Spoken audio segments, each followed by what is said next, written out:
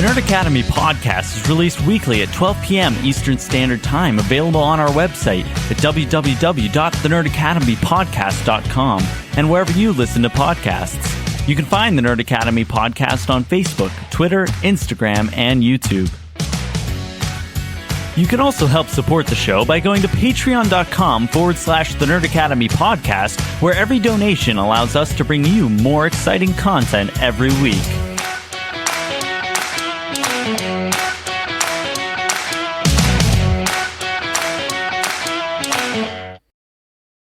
Good morning. What the fuck is that?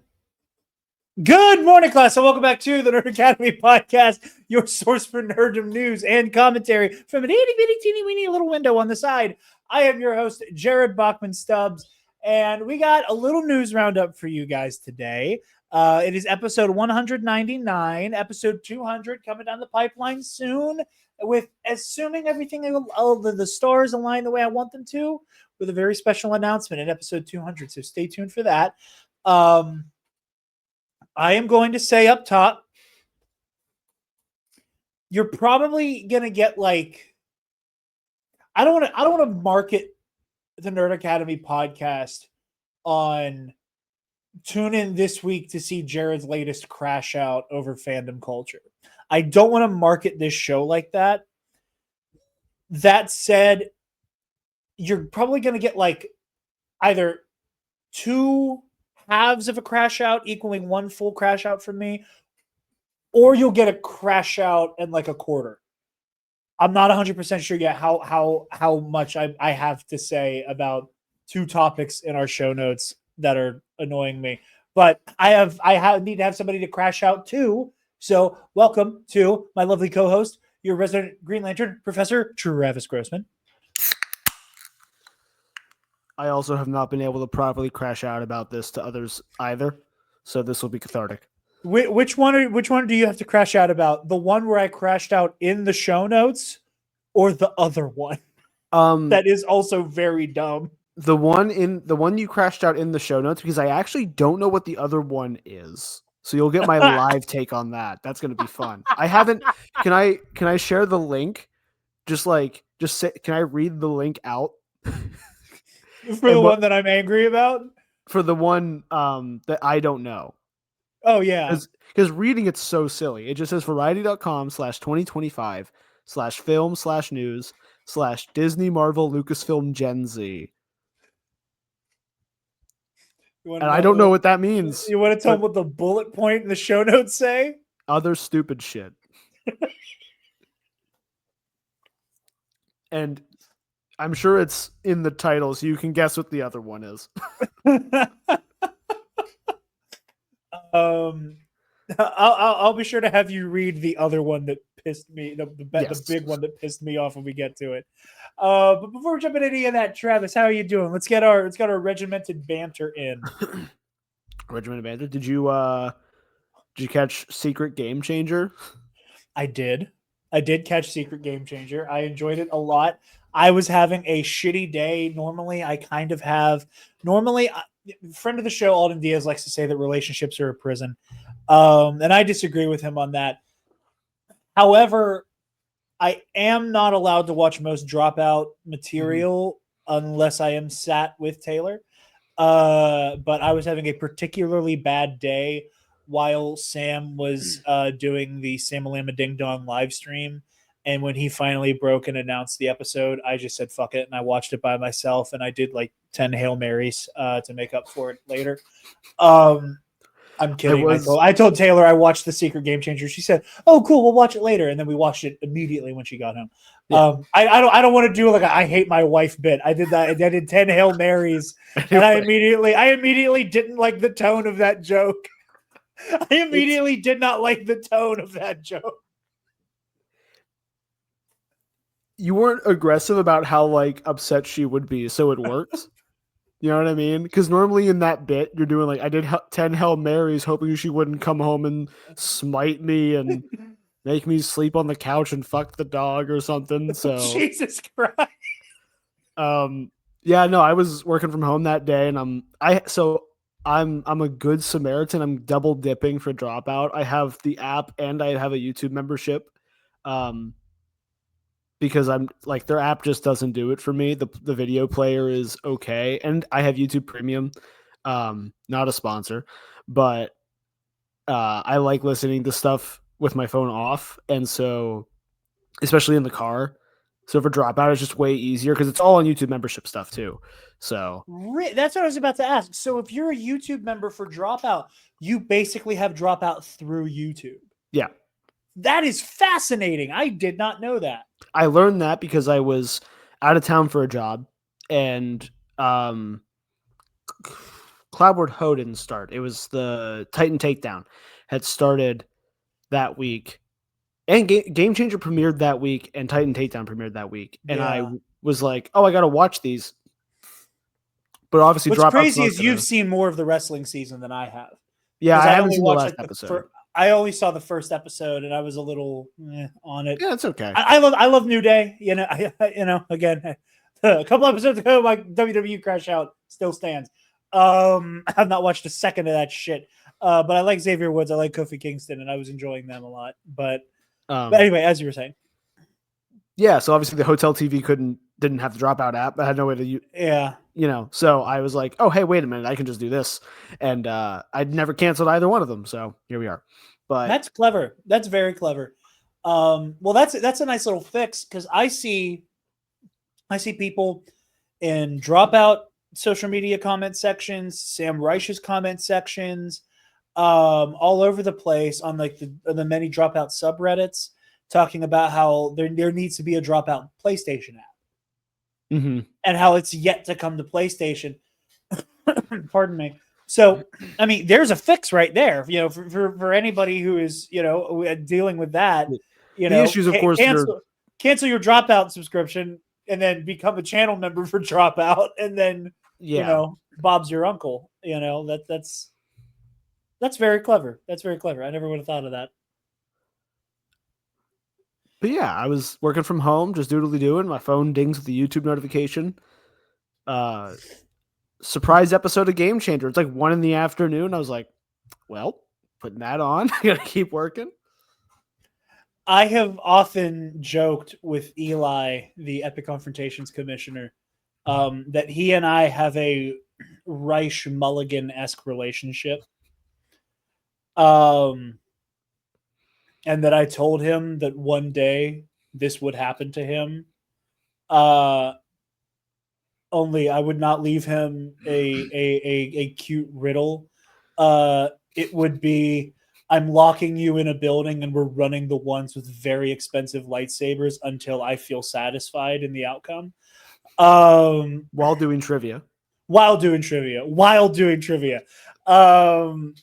He will have to do a bunch of trivia, and then I get to beat him with a tube.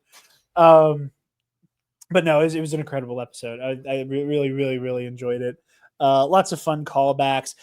Game Changer has a lot of the Dropout stuff. It runs the risk of feeling like very theater kid as a slur. Mm-hmm. Like they play with that fire a lot, and a lot of the time they manage to do things that are very self-referential, that are very, arguably a little navel-gazy, and it still work, and it still be funny, and it still be charming, and it not feel self-obsessed in a very theater kids at, I'll say Denny's because that's a little bit more universal than Eaton Park. But like a bunch of theaters at your local diner, jerking each other off over decisions they made and stayed. Like it runs the risk of doing that a lot of the time. Yeah. And it just Neo in the Matrix under those bullets, and ends up being very, very satisfying and very, very adorable by the end. I have a life update for you, Travis. Oh boy. That is going to shock you. Would you believe it if I told you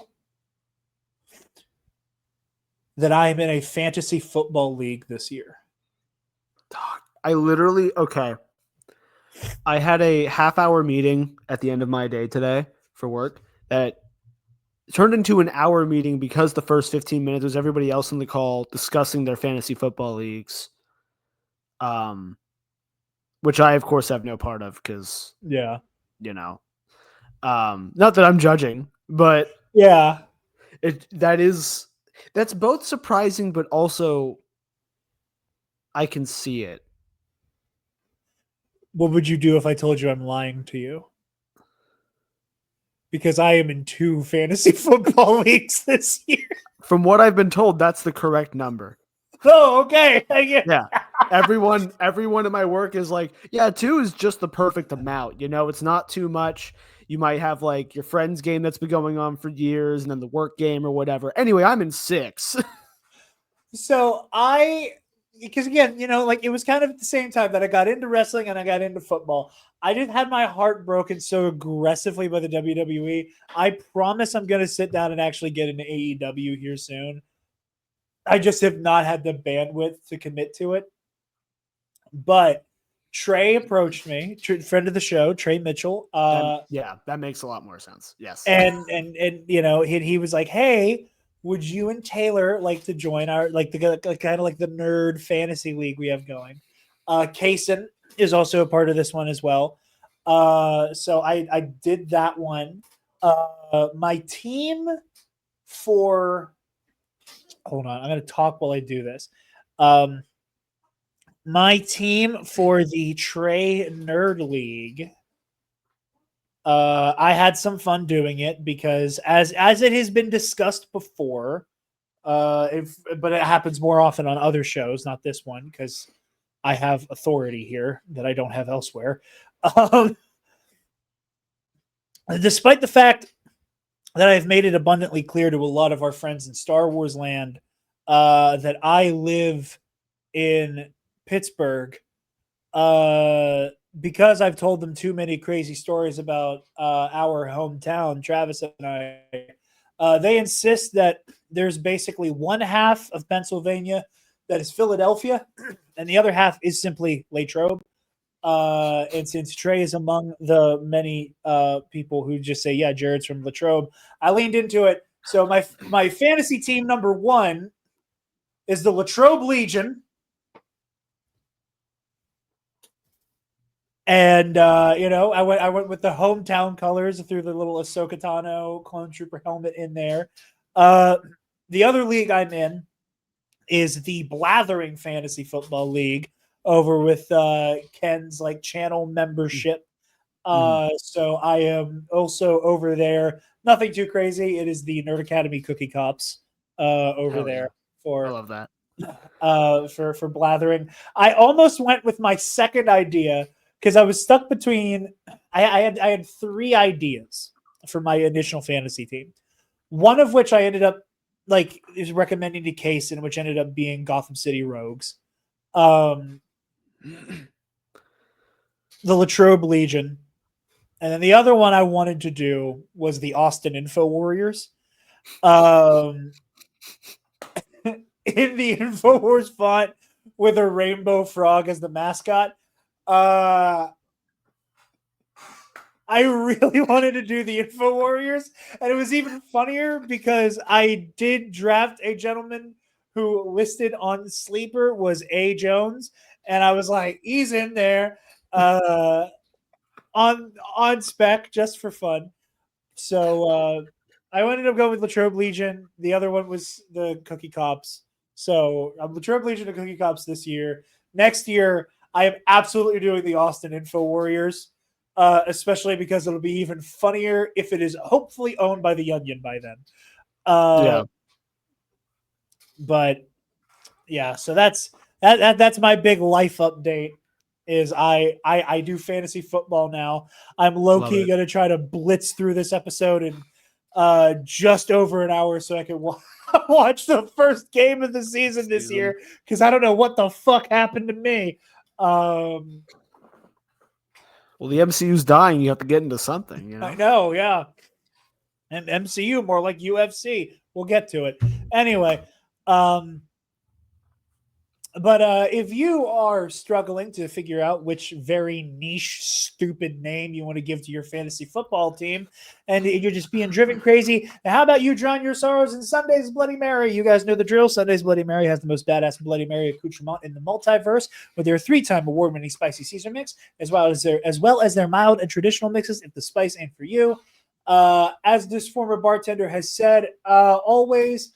I've never liked Bloody Mary mix. I've always thought it vastly inferior to a from scratch Bloody Mary until I had Sundays. The only Bloody Mary mix better than a from scratch Bloody, a handmade Bloody, cannot stand up to Sundays.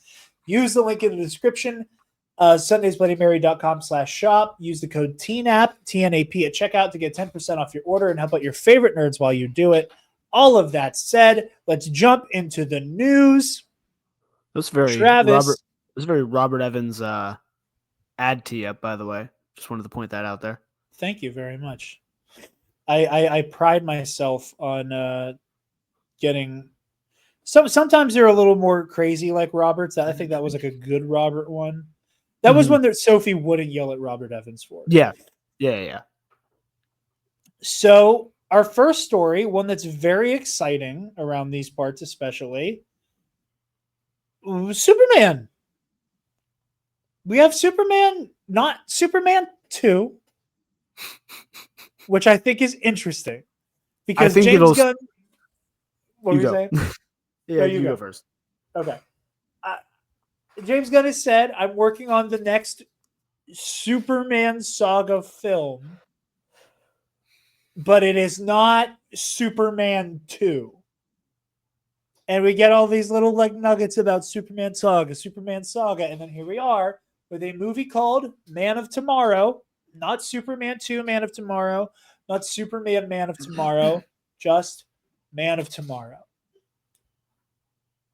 And it was announced across social media with, I think it was like 3 or 4 different pieces of concept art, all in different art styles, all of them depicting David Cornsweet's Superman alongside a Nicholas Hoult Lex Luthor in the power armor.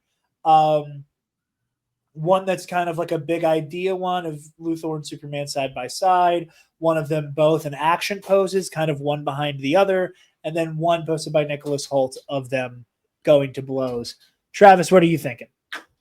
I would, so as we know, Superman was supposed to be titled Superman Legacy, and I think they just smartly realized in marketing testing that like no one gave a shit about the subtitle and they dropped it. So they're going the other way this time, where they're like, we're just giving the subtitle and we're dropping the title. Okay, can I give my hot take on that real quick? Yeah. I, unlike James Gunn, like subtitles a lot. I am, however, glad they dropped it off of Superman. Mm-hmm. I like that it's just Superman. I understand now what the legacy was all about. But I'm glad they dropped it. I think it worked a lot better for marketing to just have it be Superman. And I agree, because we didn't have a Superman. We had Superman the movie, we had Superman Returns, we had Superman 2, 3, 4, Quest for Peace. What I also now am understanding why they dropped the Woman of Tomorrow subtitle off of Supergirl. Because again, I was very much going, oh, I wish they kept it, because they keep making a point of we're adapting this run. And I was like, it would be really cool if it kept the name. Now I understand why they're changing it. There's a part of you that still kind of wishes they had Superman, Man of Tomorrow, Supergirl, Woman of Tomorrow.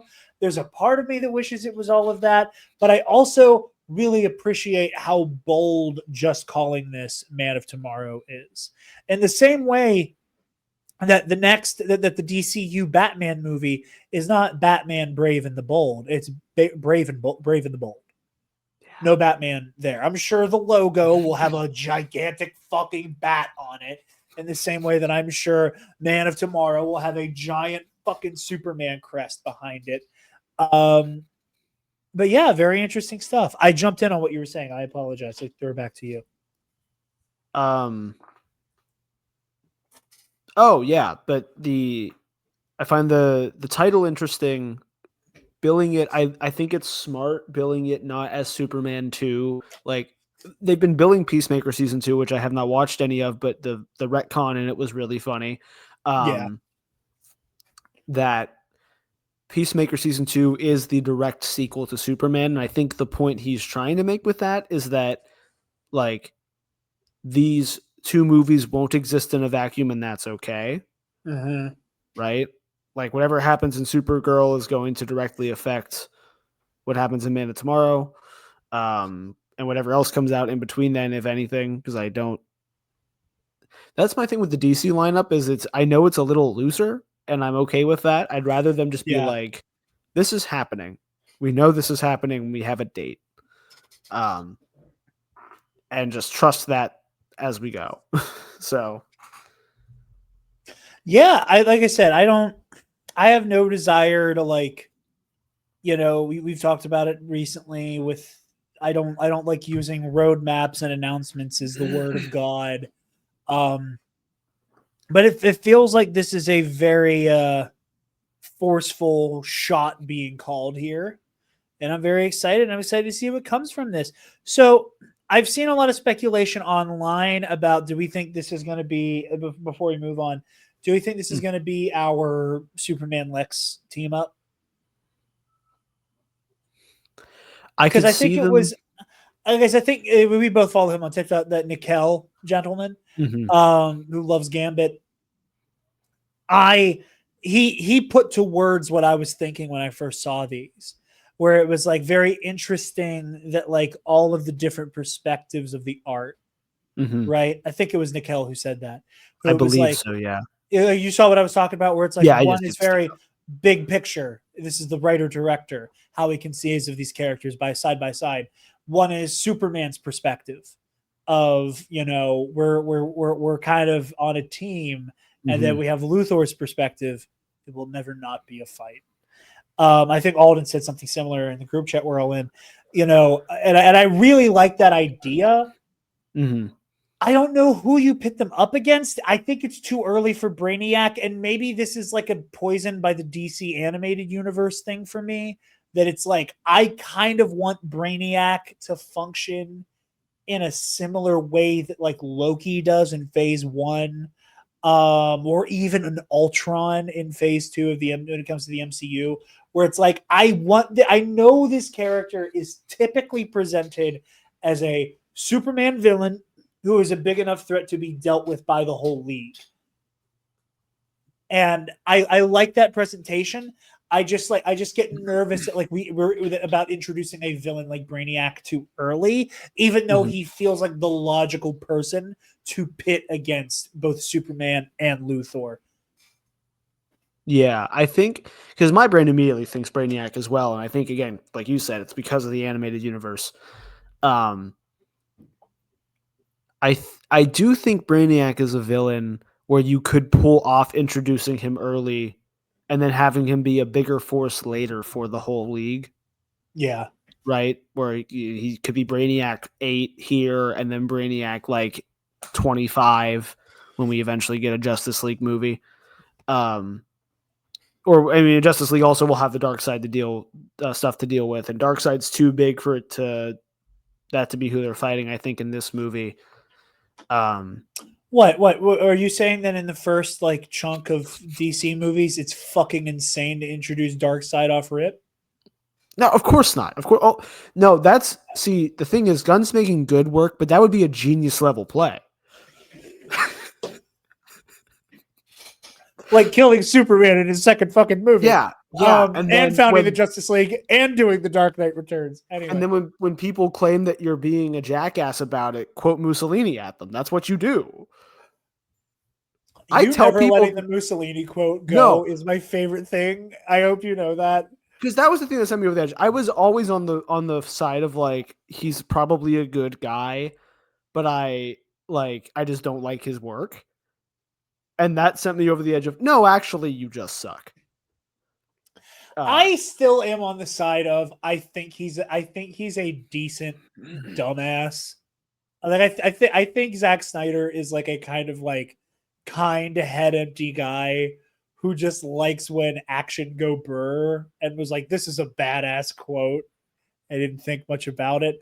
But the smoke you have over the Mussolini quote will never not be funny. It's one of my favorite Travis bits. And I love telling people about it because it's the context of like he admits he did the bot thing with the Mussolini. He's like, people are like, did you have anything to do with the bots harassing Warner Brothers?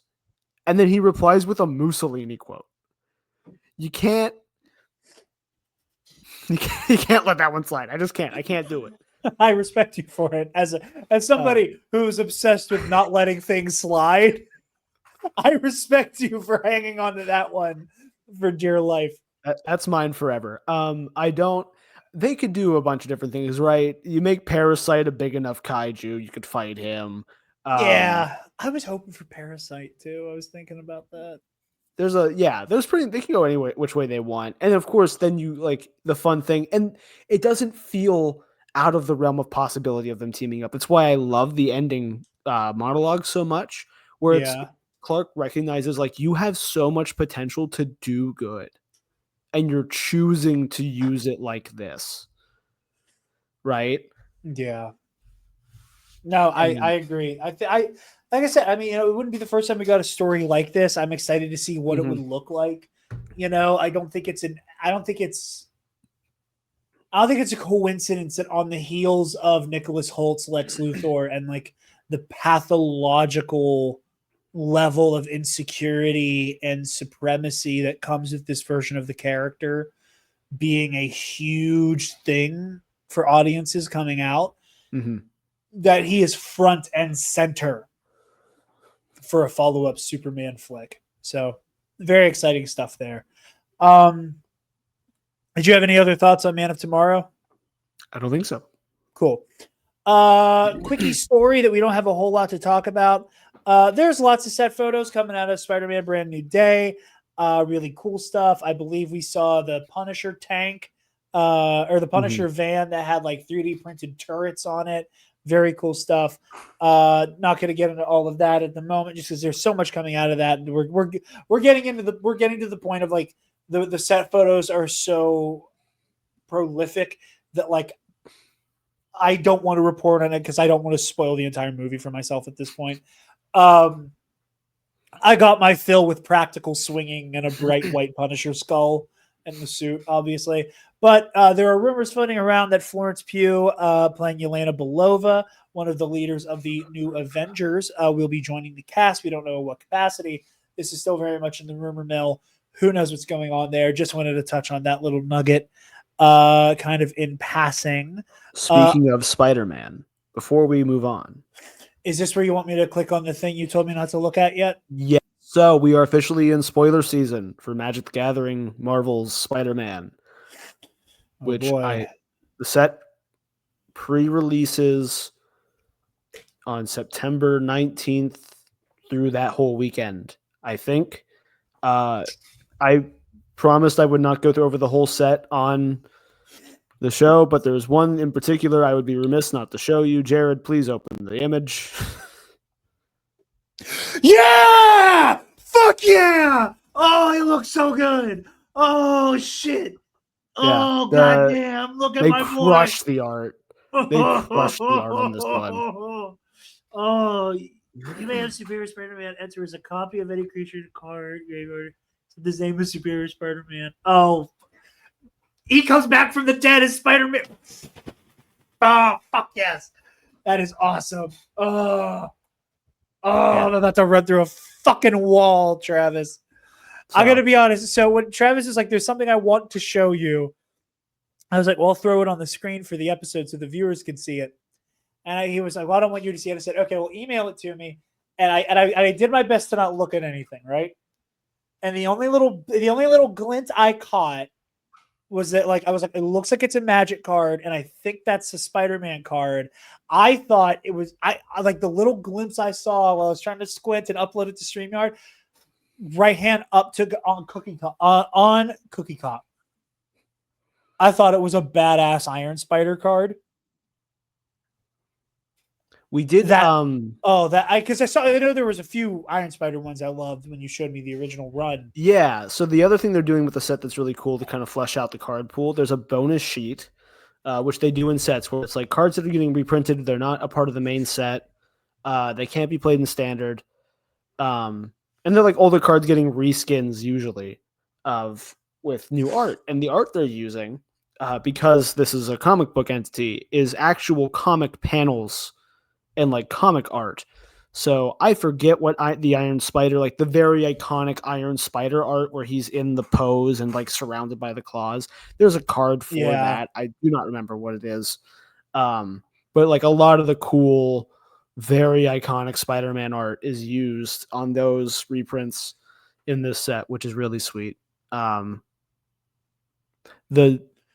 font on those cards is terrible. Not this one that I showed you, but on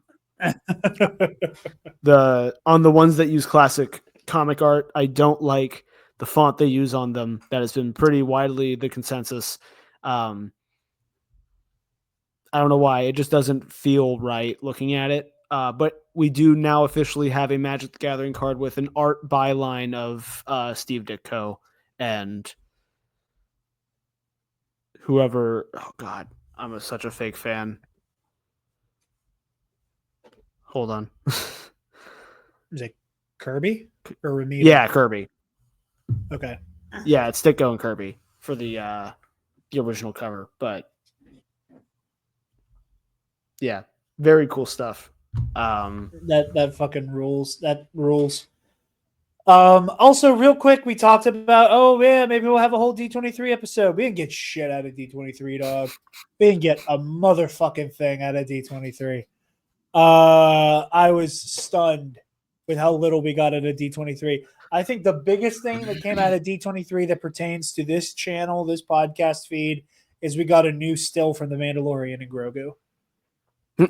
And it's just a shot of Din standing at a bar. Iconic, generational. For all we know, like that legit could have just been a cosplayer in the Scum and Villainy in LA. For all we know, like, God, I just they grabbed the still from season 1 and just like changed the filtering and the lighting on it. The only reason I can tell that it's not from previous seasons is it looks like a very classy, fancy Star Wars bar. Okay. There's if I remember, there's like a nice scarlet to the bar, and there's like a nice like little like cocktail shelf there, or liquor shelf, I should say. We got some cool updates for Toy Story 5, which, you know, I'm super jazzed about because I fucking love Toy Story. I'm probably going to cry like a itty bitty tiny little baby when I see the 30th anniversary re-release later this month. But I just wanted to address the D23 elephant in the room. There's nothing in the room. But speaking of Marvel things, Marvel Zombies. It's exciting. I'm excited for this. Talking about Spider-Man. He had a badass action shot. He did. Decapitating a bunch of zombies with a web line. Yes. I've never been a zombies guy in general. Like Walking Dead, nah. Same. The only reason I think I am this excited for Marvel Zombies, when if you had asked me a week and a half ago, I would have said I don't give a rat's ass. I have gotten started on spooky season before August had even ended. Understood. So I am fully ready for this. I am like I am in exactly the pocket of like I've watched nothing but horror movies for the past few weeks. I've been watching nothing but horror movies and Stranger Things these past few weeks. That I am in exactly the pocket I needed to be to give a shit about this. Like I showed Taylor It Chapter 1 and Chapter 2 this past weekend, which was so great. And so, okay, I'm sorry, non sequitur. It has nothing to do with Marvel Zombies. I didn't realize the new It show came out this year. I thought that came out next October. I did not realize it started next month. So I was talking about, oh yeah, I can't wait till next year. There's a new like Welcome to Derry show. Ooh. And I just like Googled it randomly. I went, oh fuck, it's coming out this year. So like, I am like primed and ready to go with my Stephen King fix. I watched the Salem's Lot adaptation from last year. Like I said, lots of Stranger Things. I watched Final Destination for the first time. It was fine. I watched Longlegs. Which was fucking great. Seeing Weapons a few weeks ago got me started. That makes sense. I've heard nothing but good things about Weapons. Bro, dog, you would fuck with Weapons so hard. You would love Weapons. Have you seen Barbarian? No. You would love, same writer-director. You would love Barbarian. Yeah, I've just been in my horror bag. So I was like, oh, fuck yeah, let's go. Marvel Zombies. So anyway, as you were saying, I apologize. I also have never been a zombies guy. I'm a vampires guy. I'm not a zombies guy. Yeah, I remember because the What If had zombie episodes because like, you know, the Marvel Zombies comics are very popular, and it's one of those things of like you when you start getting in the comics, people are like the one where they're all zombies, and you're like, yeah, all right, sure. Yeah, sure. Whatever. Yeah. And not too young. Like if zombies is your thing, hell yeah, dude. Yeah. But the the thing that I was very not surprised, but it's one of those like kind of eyebrow raising things where you're like, okay, so they are doing the thing of like, this isn't going to be in the MCU, but we want you to be thinking about the MCU while you watch it because Yelena and Red Guardian are front and center.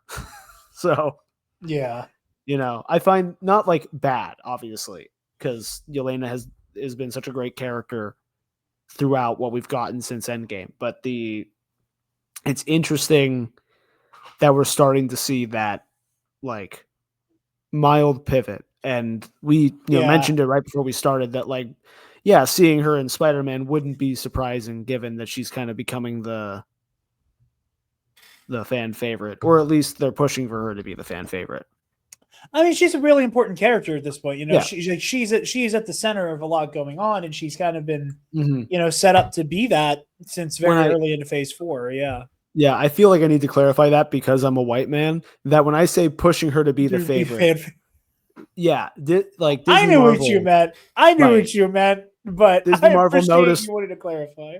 Disney Marvel noticed people are latching on to her, and she's becoming a fan favorite, and so they are responding in kind by putting her in more things. Right? Yeah, but it also makes sense for her to be in this, like, even if that weren't the case. Right, yeah, because like Marvel Zombies, from what I understand, has been in the can for a while. So this is like people realize like pre Thunderbolts. Oh my god, she's so good. She's the best character. Obviously, they didn't make this decision since whatever it was, March or May or whatever. Yeah. So like it also makes sense so that like Marvel Zombies as a concept really only works when you are limited in the scope of your hero's powers. Mm-hmm. You know, like there's a big moment when Thor shows up. I am sure that we're going to get a moment where Thor has to lay it all on the line, you know, in a similar way that I think Scarlet Witch does in the What If episode. But like, what Yelena, Red Guardian, Spider-Man, Blade, Knight, which I'll talk about that in a second, you know, like limiting yourself in terms of like, who are you allowed to have on your protagonist team to keep it interesting? Right. You know, if your surviving heroes are Strange, Thor, Wanda, you know, Adam Warlock, Hulk, you know, Iron Man, like, cool. This is like, now it's just a zombie shooting gallery, you know, like there's no real, you know, tension there. But when it's like, okay, we have like 2 super spies, Spider-Man, you know, a hero whose like skill set requires him to be up close and personal for the most part, which is dangerous in this circumstance. You know, you can't go in, even if you can, you know, web strike and pull in and punch and retreat and whatever. like it is not wise for you to try to like, no matter how many web swinging antics are involved, bare knuckle brawl a zombie. You know, so I understand like Yelena and Alexi ending up on this team regardless, because you know we like who the fuck knows what's going on with Hawkeye anymore. Nat is gone, so like we have our Black Widows here, so or Black Widow and then like a Black Widow adjacent type person. So I'm very excited by this. I don't want to be snarky about Moon Knight Blade because it's another reminder that we are in like the what if pantheon, so that there are quirky little things that are added to the equation here and there. So I don't want this to sound like some type of, oh, we're finally getting Blade in the MCU, but it's not even Mahershala Ali. I don't want to do that snark. And that's not what I want to say. There's just something really funny after the first time we got Blade in the MCU was Wesley Snipes, which I'm not complaining. And the second time, I'm sorry. Technically, the first time we got Blade is Mahershala because he has a line of dialogue off screen in Eternals. A movie only myself and Mitch like. Godspeed. And somebody died while I saw it, and I like it anyway. Wait, and then what? the second time is Wesley. I didn't tell you about that. Somebody had a seizure when I saw Eternals opening night and died. No. Yeah. That's whack. Yeah. There's a detail I can add to this that's going to bring the show all the way down that I'm not going to.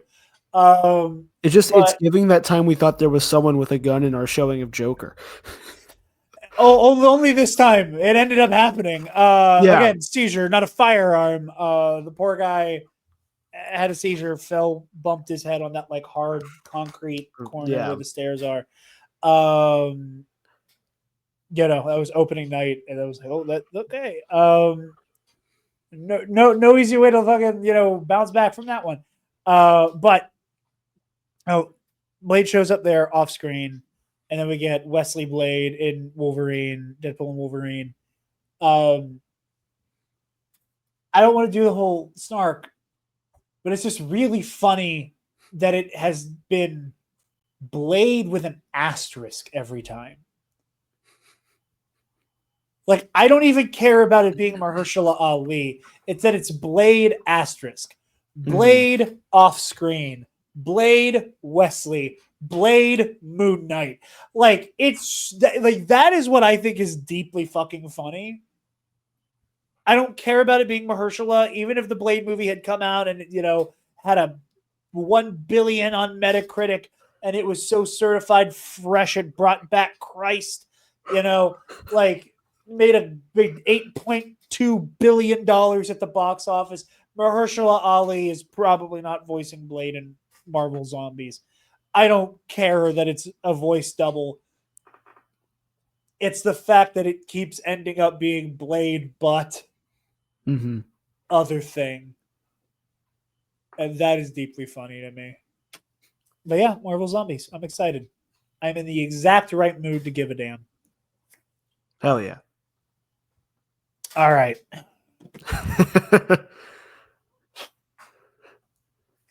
Which of these do you want to do first?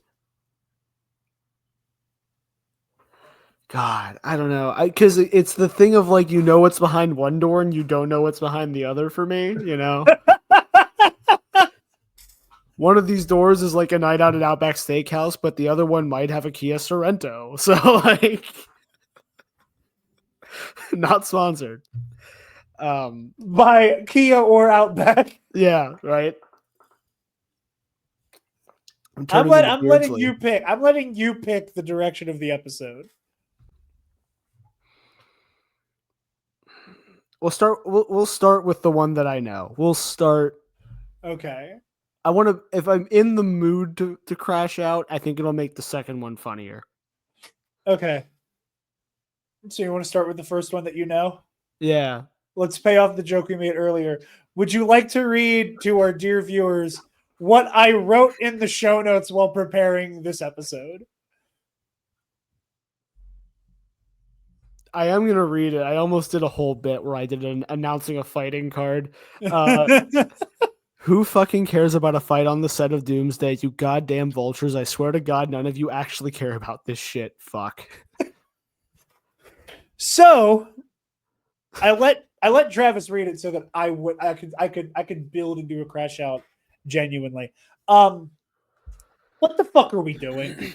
What the fuck are we doing? What the fuck are we doing?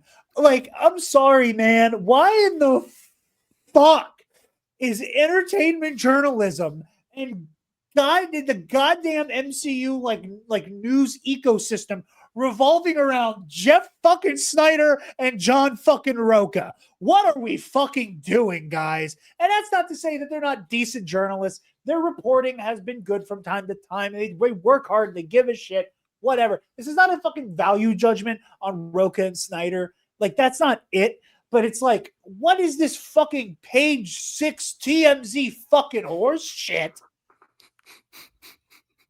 that is dominating the fucking conversation? Because this is what makes me so goddamn mad. This is what I talk about all the fucking time, man. Where it's shit. Where it's just we see a headline and then we make an assumption about it, and then it rolls downhill, and now it's the gospel fucking truth overnight, and it doesn't make any goddamn sense. It went from there was a heated argument where two actors had to be physically separated from each other that slowed down production for the day. That then turned into there was nearly a fist fight.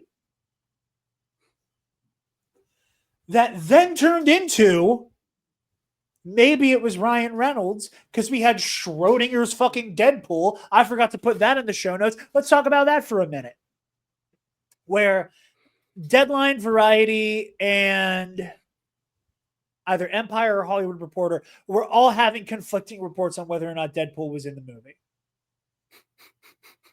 After Ryan Reynolds posted the like Anarchy Avengers symbol on his Instagram. And you know what? But again, so Ryan posts that. And then a week later, while we're still trying to make up our minds as to whether or not Deadpool's in the fucking movie at all, it turns into, it was probably Ryan Reynolds. Because we have all parasocially decided that he actually does act like Van Wilder in real life. I do. And then one moment, I love you, I'm sorry. That's and okay. Then we extrapolate it to, well, who's the only other actor on set with a bigger ego than Reynolds? Well, it's gotta be Downey. So we go from, there was a heated argument between two actors that slowed down production that day, to it was damn near a fist fight, to it may have been a fist fight, to maybe Deadpool's in the movie, to for sure Deadpool's in the movie, to it was definitely Ryan Reynolds, who we don't even fucking know was on set, to it had to have been Ryan Reynolds, to it had to have been Ryan Reynolds and Robert Downey Jr. trying to fucking kill each other, and it ruined production for a fucking week.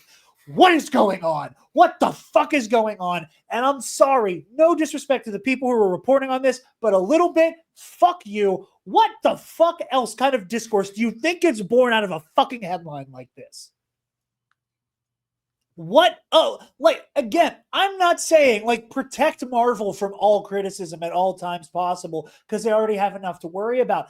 I don't care. I don't work in PR for fucking Marvel or Disney, man. But, like, it's shit like this. It is this lowest common denominator fucking slop reporting. There is no meaningful conversation about story, no meaningful conversation about character, no meaningful conversation about what to be excited about. It's just fucking page 6 slop drama. That just adds to the Marvel in shambles.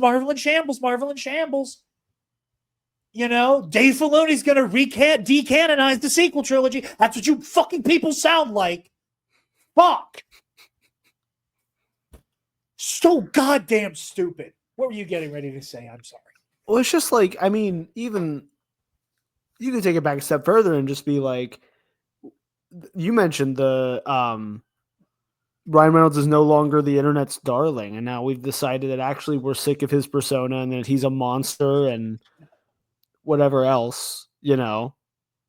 And look, that's not a judgment. I'm not here to be like, actually, Ryan Reynolds is my personal hero. I have a shrine to him in my closet and I pray to it every night. Yeah. But like it's hysterical to just watch the life cycle of something like this, where you know at every step of the way, nothing has been verified. There's no sources. And it drives, like, both of us, I know, it drives us insane, because then we try to look into it and we're like, oh, okay, so they're saying, because I was like you, I watched every step of the way with this. So I saw the heated argument thing, and I was like, oh, damn. Yeah, it was either Roka's show or Roka was on Harloff's fucking show, and then Snyder expanded upon it. Apparently, I only saw Roka's part. I ironically, to laugh about it, I don't even want to read the fucking article at this point. I put a link to Cosmic Book News in our show notes, which like I should be fucking flogged for doing, but like. But like it has shit in here from Snyder, and it was like Roka, wherever. Where the fuck does this even begin and end? Sorry. I love you when you're mad.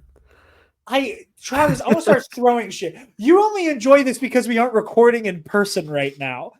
But I don't know. Either you'd be laughing harder, or you would be harder for me to be angry because you'd be making me laughing at how fucking angry I am. That's what would be happening for sure. I would be playing with shit on the desk. I would be messing with you the whole time. No, but because it's insanity. It's like, because again, it's the like two people got into a heat argument on set. Cool. I bet that happens every fucking Marvel movie. It's the same thing when because all that behind the scenes stuff for Superman came out, and the interaction between James Gunn and David about the ending monologue came out. So good. Fucking crack. Right? So fucking good. Before those clips came out, before that reel came out, James in an interview had said, that was my favorite moment of directing a movie I've ever had. Right? Like he worked through that entire moment in an interview and was like, well, yeah, for the monologue, David like couldn't quite get it, and he came back to me and I expressed to him what he was doing, and he immediately, it clicked for him, and it was so perfect. And so when the clip came out, it keeps popping up on my TikTok, right? All of the comments are like, this is not a good look for James Gunn, touching his actors like that and talking to them like that. Dude, it gets better. There were also people being like, David Cornsweat's got such an ego talking back to the director like that. And now that I've given Jarod an aneurysm. It's just all of these fucking pedestrians, man. It's all these fucking pedestrians. Time. Like, again, I don't pretend. I don't sit here on this show. I never have. And if it has ever come across this way, then clearly I have failed at some point along the road. I have never sat here and pretended to be an insider, to have a deep understanding of what goes on set of a production. Mm-hmm. I have never claimed to have any great understanding of how the sausage is made. I am just a guy who loves hearing about the creative process and seeing like the modern mythology of comic book media on the big screen. I don't understand how people who claim to... There was an empty can that just fell over that was been blown by the fan this whole time. I don't understand how people who think that you hold a fucking lav mic up to your goddamn mouth have the audacity to talk about whether or not it is becoming of two creatives to have a creative debate on set. Like, there are moments And I'm getting it's been I know you don't watch Pro and Noob regularly, mostly because like it's mostly been stuff you haven't watched quite yet, and we're like season 2 of Dan to Dan. Mitch and I had a conversation about, and you can weigh in on this because you've known me even longer than Mitch. He and I have joked on air before about like the me you see on this show and the me that exists when I am not in front of this camera are like 98% the same guy. That 2% difference is I'm a lot meaner about certain shit off air. Yeah. And I'm getting angrier by the day looking at the conversation actively lose brain cells. Like, I'm watching people just download opinions. I am watching people just fully make wild assumptions that make no goddamn sense at all. And I am watching people who make content, and I say that as a fucking pejorative, just become obscenely popular and amass ridiculous influence over the space while having the most just surface level pedestrian conversations about this shit. And it is everywhere from a certain nerd podcast that I see clips for all the time on TikTok that either stops a step short of profound thought or just gives themselves a fucking swirly in terms of like the level of intellectual conversation that's happening. I won't name names. Figure it out on your own. You will name them when we're done recording those. I need to know if we're thinking of the same one. Oh, we are. I already know we are. And then it's shit like this. It's shit like, again, it's lowest common denominator slop. Again, I'm not here to like jump in front of a bullet for Kevin Feige in terms of bad PR, but it is the manufactured negativity that has never and will never sit right with me. There's also, and sorry, let's finish the thought real quick. It's just like I've gotten shitty with people on TikTok lately, where I will chin check them and be like, not only are you approaching the text in a shitty way, you are objectively fucking wrong. You are objectively wrong, and you do not understand what you were talking about. That meanness I joke about is slowly coming to a YouTube channel near you. And I'm not trying to bill this show as let us talk about the news for 30 minutes and then I will scream at the camera for an hour after that.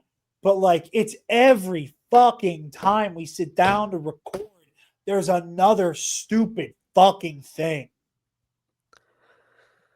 And it is wearing away at me. Sorry. You and I, first of all, the meanness thing, you do the thing that any normal person does where like when you're not actively being publicized, you have an emotional reaction to something and that's not like constructive. And you know it's not, but you're an emotive person. So you have that outburst and then you go, okay, and now that I've done that, I can be constructive about the thing I'm upset about. Right. And so on camera, you try to get to the constructive part a little quicker, or you do the outburst off screen first, and then we have the constructive part on screen. But I think the thing too, we both came up in a time where we were very into these things and were very much following what was going on. And we had a good grasp, we had a good head on our shoulders as to what was and wasn't true or what was and wasn't credible. What rumors to and to not take seriously. And we had many conversations with many people who most of the time were lovable people that just wanted to relate. And they would be like, hey, did you hear that Wolverine's going to be in Avengers Age of Ultron? And we would have to be like, What the fuck are you talking about? Well, yeah, on the Google Cast thing, right, and that's updated by who? You know, like I would be nice. Or I would try to be nice. Sometimes I wouldn't be, but it was just like we in the space of like, no, you clearly got lied to, and I'm sorry that happened to you. Yeah. Right? We've had that conversation a lot with a lot of people, and we're at the point now where it's just such an influx of it all the time. Like asinine. Truly And asinine. and so much of it is the AI of it, which like this is Yeah. like a tangentially related thing, but like I can't. I've started seeing people put things on TikTok or on the internet and be like, "Look at this thing I made," and it's AI slop. And I like there was somebody. What was it? They did a cover of it was a cover of a song. It was like a genre. Like I took this song, but I made it sound like this genre. And it was cool, and I was really digging it at first, and then I realized it was an AI voice. And I commented, I said, this would be so much cooler if you made this and not a robot. You know? Like, and then I'll see all these people who will be like, how Marvel should have handled the post Endgame stories. And it's just this fucking like just color gradient nightmare in motion comic page that just has like arms coming out of its asshole, and it's just hideous to fucking look at. And you know, and shit like I don't know if I talked about this on air, but I've bitched about it so many times. Where somebody's like, here, very again, like it was like a low rent version of what Dave has done with his like, here's my idea for the DC cinematic universe. And like I said, I have to do the hands like Dave does, but like it'll be people who are doing like a low rent version of like the Mr. Fantastic stuff, where it's just a fucking slideshow of pictures. 8 out of 10 are AI, and it's like my it's like, you know, Wolverine World War II, or it'll be like Captain America World War II, and and it'll be like it'll say main character, villain, cameos, and it's like Captain America, Red Skull, and then under cameos, Peggy Carter, Dum Dum Dugan, Wolverine, T'Chaka, you know, all of these characters from like, you know, Bucky Barnes, obviously, and it's all these characters from like the World War II era of Marvel. And I commented on one of those. I went, by cameos, do you mean supporting fucking characters?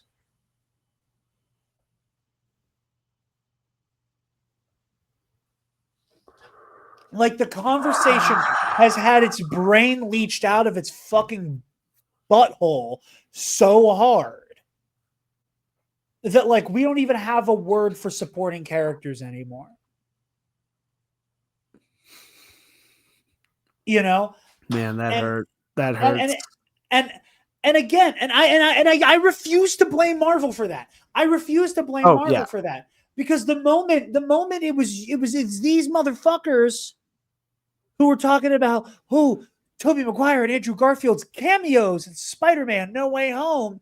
The moment cameo got taken into a dark alley and shot in the back of the fucking head to just mean guest appearance, supporting character, you know, we were off to the fucking races. And that death of intellectualism goes back to Gamergate. And yes, I found a way to connect this to Gamergate. Take a shot. But like, it's just the conversation. The quality of the conversations is just on this gleeful decline, because so many people are outsourcing. So many people are outsourcing their opinions to charlatans and grifters and hucksters.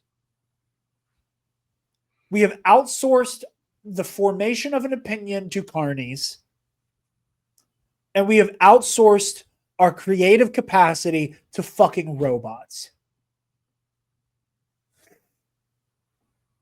And we arrive at a place where we are having more conversations about a heated argument on set of a movie than we are having about anything else pertaining to this movie. Again, I'm not saying that you have like a moral obligation to be excited for Avengers 5. I'm not.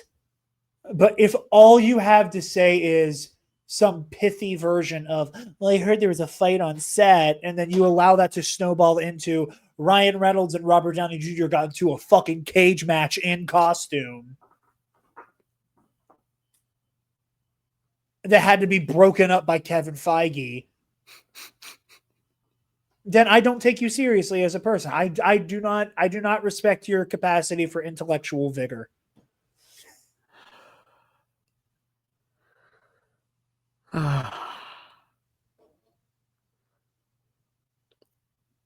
It's funny you brought up pro and noob, because the other side of that, there's an entire portion of this happening in the anime space as well. That's just like,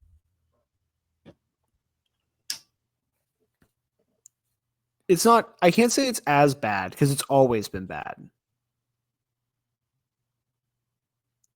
And it doesn't hit as close to home. But it is just like, at this point, anyone I see online talking about anything creative, right? Yeah.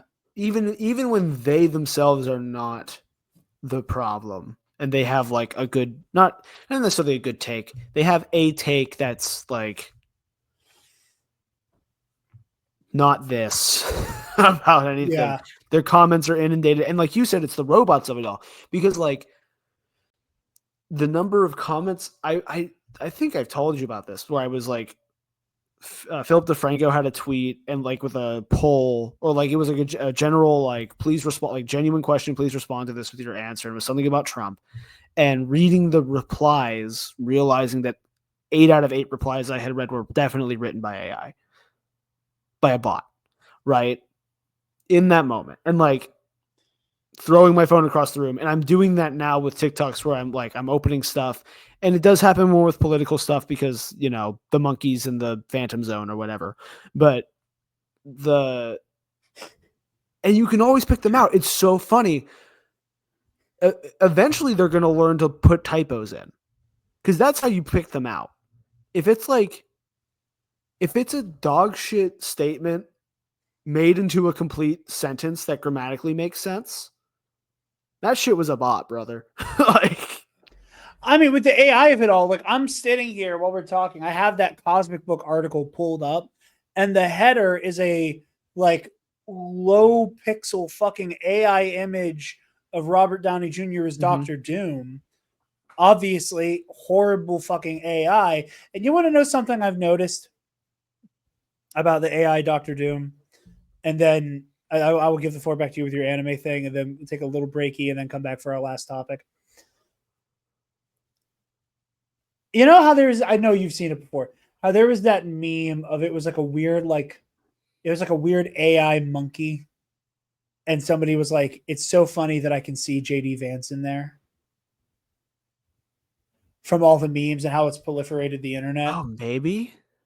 I actually don't know if I know what you're talking about. Okay, hold on. We're going to pause for a second. I'm going to find that meme. Okay, after like a 5-minute long search and a bio break, I cannot find the meme itself. I mean, I don't have I'm to do almost much to certain. imagine. I'm almost certain I've sent it to you on TikTok before. Hold on. We send each other so much shit. That's the problem. It's so hard to sort through. We send each other so much shit, and it's us judging the people we're complaining about 90% of the time. Do you know how much stuff I get on my feed that I'm moments away from sending to you, and then I think for a second, I go, this is here because Jarod sent it to me, and then I'll go look in my inbox, and sure enough, it's there. What like the white kid dancing the mystical? Yeah. Oh yeah, actually that one exactly.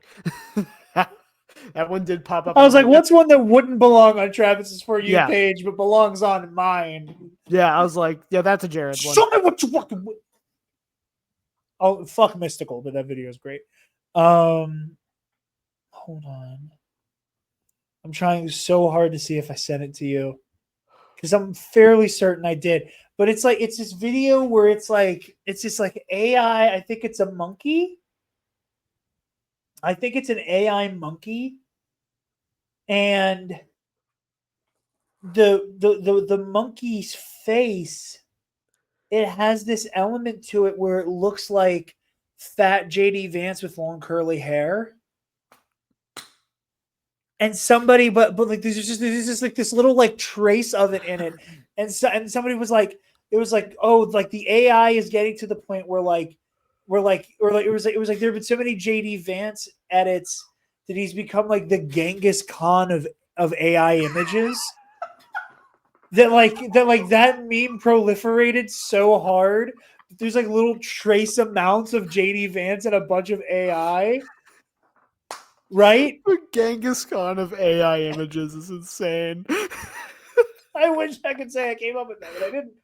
I say that to say I'm going to give everybody at home a little trick that they can mind fuck themselves with. Travis, I'm going to quiz your little like nerd culture brain. Oh boy. Before RDJ was cast, who was one of the #1 fan cast for Doctor Doom? Do you remember? My brain goes to Adam Driver. I'm looking for Javier Bardem. I want you to look at this image of Iron Man, of Iron Doom. And every AI image of Iron Doom you and everybody sees from now on. Can you see the little bit of Bardem that's left in there? Of all of the human-made fan edits of Javier Bardem in a green cloak, can you see that little trace amount of Bardem that's left there? Yeah. Yeah. We see through your lies, you fucking clankers. All of that to say, what I always say in every episode of this show, the reason I do this show, I want us to have better conversations. I believe we can have better conversations about things. But Travis, you got to get my live reaction to that Superior Spider-Man Magic card. I'm going to full screen you as you click on our last topic for today. So let me full screen you. Okay. You may fire when ready. I would like for you to right. read the headline aloud. Disney's Boy Trouble studio seeks original IP to win back Gen Z men amidst Marvel Lucasfilm struggles. Hey, Matt Donnelly, I don't know you, brother. What? What are we doing? Okay, this is going to be one of those situations. Normally, like when there's like a big article that I like want to like make sure like gets attributed correctly, I like hop around, but I make sure you read the byline. We're going to go through like pretty much this whole article real quick. And Okay. I want you to stop me if there's a talking point that comes up that is attributable exclusively to Gen Z men that isn't just an unfortunate viewing habit of Gen Z, period.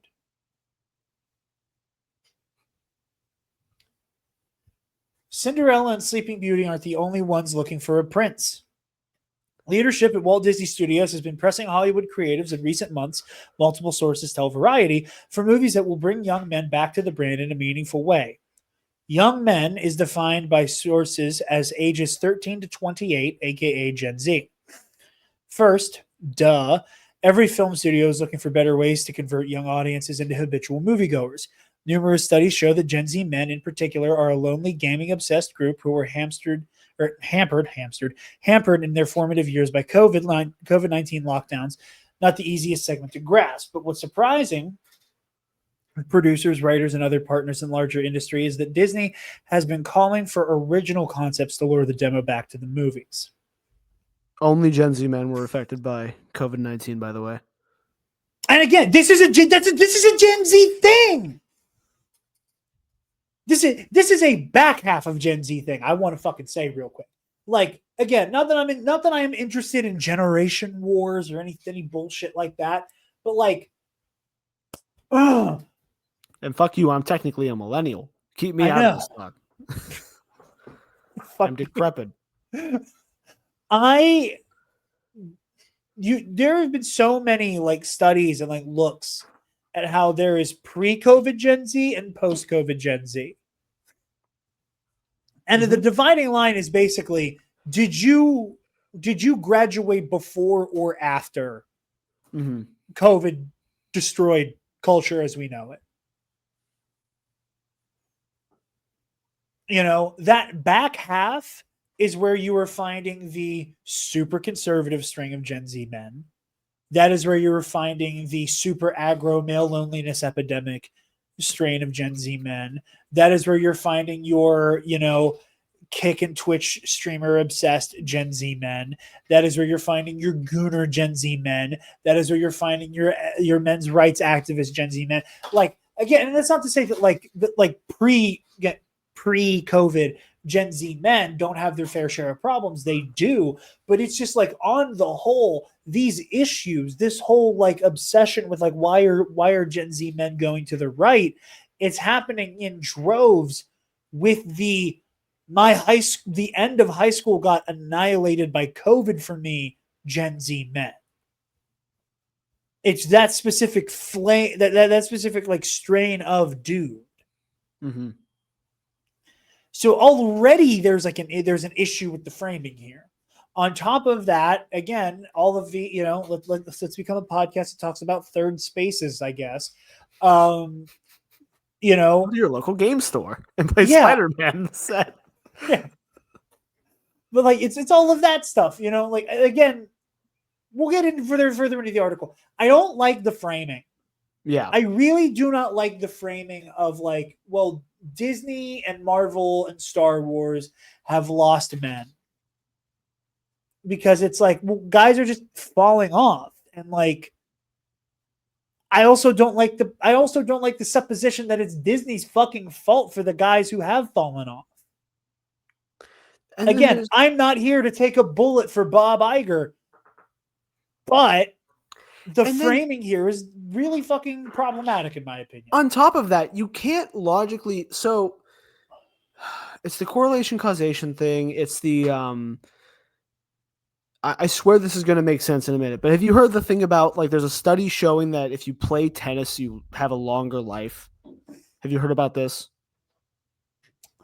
Oh, I don't think maybe, but I can already figure out where the correlation is. Right. More wealthy so people it's like wealthy people play tennis. Mostly wealthy people have better access to healthcare. Right. Mostly wealthy people who play tennis live a longer life. Yes. So you're comparing the wrong things and you're drawing the wrong conclusion. We're saying that the IPs of Star Wars, like the IP of, like we're going to look at Star Wars specifically, right? As like the most defining version of this, where we're saying it's starting to lose men. And when you think about it in terms of before Disney bought it, there were 6 movies that released over the span of 30 years. Yep. And like a TV show aimed at young children.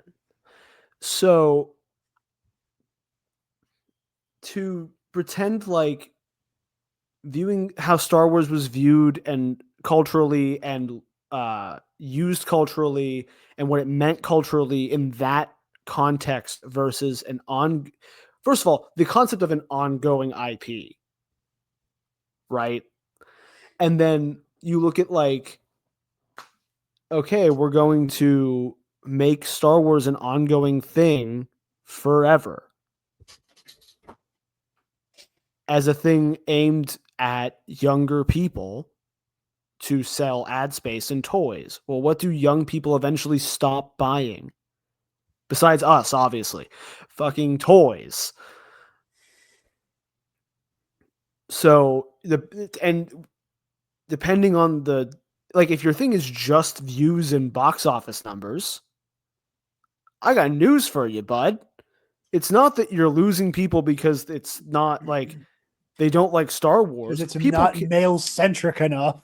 Yeah, people just don't want to go to the movie theater. They can't afford to. They've decided that in the wake of COVID, oh, actually, no, the movie theater isn't maybe for me. Maybe that experience isn't what I like. I'm starting to get there, right? I'm not a Nazi. But I'll tell you what, every time I go to the movie theater and there's more than 3 people in there, I want to die. I gotta break you out of that. You gotta start coming along on movie nights. It's not, I mean, okay, so to be fair, I do want to clarify. I love seeing a film in the theater. I know what you mean. I refuse to give the ground of it not being the best way to watch a movie. Like that's it is. thing. Yeah. I'm all weird and traditionalist about this shit. So that like when I'm like, oh, like we'll get into more of it in the fucking article, but like, oh, yeah, I get just when people are like, it's the too woke conversation. It's not male centric conversation. It's the weird, like if your thing isn't going to the right demographic, they will. I mean, it's the classic Teen Titans story of the Teen Titans animated show got canceled off of Cartoon Network because it was doing better with girls than boys, and it was supposed to be a boy medium, right? Yeah. And it's that weird, like, commercial metric thing. And it's the same thing with Marvel, right? Yeah. Like, the MCU cracks this thing. It can't be the thing that exists forever because it's the ultimate capitalism machine, right? Like, capitalism dies because there's no such thing as infinite increasing or infinite increasing of output. So the MCU is great as it ramps up, but then once you get to a point, you can't infinitely increase output anymore, and suddenly the whole thing flies off the rails. And I say that as like it's still fine. Like the Marvel's still doing well. Yeah, and you have this weird, and then we all live through this weird phase of like the MCU is dead, and it's like, well, part of it is like there was a decrease in quality, however you define that. That was because it turned into pump and pump and pump and pump and pump and pump and pump and pump and pump out. That was a direct result because of COVID and streaming and all of these things. And now every sector of the industry is now trying to figure out the right balance to strike between traditional and streaming, and everything's, kind of crashing down around us, so like that's a huge part of it as well. Factor in like the cultural impulse to go, well, I just lived through an incredible story. It'll never be this good. The self-fulfilling prophecy we talk about all the time of Marvel fell off after Endgame because you decided Marvel could never be as good after Endgame. You decided that a year before Endgame came out that it could never be this good again. The same way you said it could never be as good as A New Hope and Empire and Jedi. That like it's the same thing happening over and over again.